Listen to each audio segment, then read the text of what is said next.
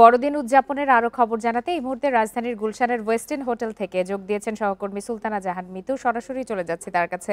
মিতু, এর আগেও আপনি আরো একটি 5 তারকা হোটেলে গিয়েছিলেন, সেখানেও বড়দিন উদযাপনের নানা আয়োজন চলছে। এই মুহূর্তে আপনি ওয়েস্টিনে আছেন, সেখানে কি বিশেষ আয়োজন রাখা হয়েছে বড়দিন উপলক্ষে? এখানে বড়দিন উপলক্ষে নানা ধরনের বিশেষ আয়োজন রাখা হয়েছে। কনসার্ট থেকে শুরু করে গানের আয়োজন, সঙ্গীত আয়োজন এখানে রয়েছে। এখানে যারা দর্শনার্থী আসবেন, আপনি আমার পেছনে দেখতে পাচ্ছেন সান্তা ক্লজকে। বড়দিনে শিশুদের মূল আকর্ষণে যিনি থাকেন সেই চরিত্রে এখানে একজন আছেন। তো এই সান্তা ক্লজকে ঘিরে দর্শনার্থী সহ শিশুদের বেশ ভিড় দেখা যাচ্ছে এবং সান্তা ক্লজও তার ঝুড়ি থেকে শিশুদের চকলেট দিচ্ছেন না, তিনিও আসলে নিরাশ করছেন না। আর এই ওয়েস্টিন হোটেলে আমরা বেশ উপচে পড়া ভিড় দেখেছি সন্ধ্যার পর থেকেই। প্রতিটি ফ্লোরে আমরা ভিড় দেখেছি। এখানে বড়দিনের বিশেষ খাবারের ব্যবস্থা করা হয়েছে, সেগুলোতে বিভিন্ন অফার থাকছে, সেখানে যেমন ভিড় দেখেছি।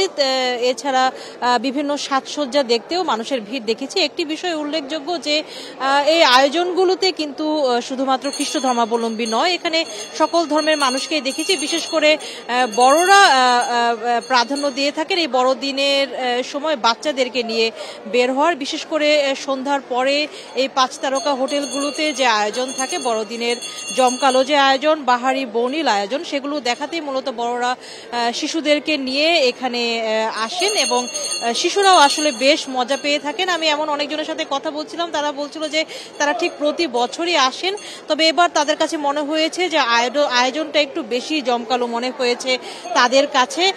সবকিছু মিলে আমরা যেটি দেখছি যে বড়দিনের আয়োজন সন্ধ্যার পরে মূলত রেস্টুরেন্ট, হোটেল বা বিনোদন কেন্দ্রিক হয়ে থাকে এবং সবাই আসলে সেখানে ভিড় করে। সকালের ভাগে সবাই আসলে বিভিন্ন গির্জায় প্রার্থনা নিয়ে ব্যস্ত থাকে।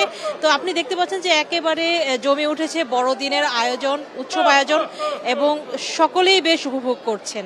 এখন পর্যন্ত এই ছিল সবশেষ। জানাচ্ছিলেন সহকর্মী সুলতানা জাহান মিতু।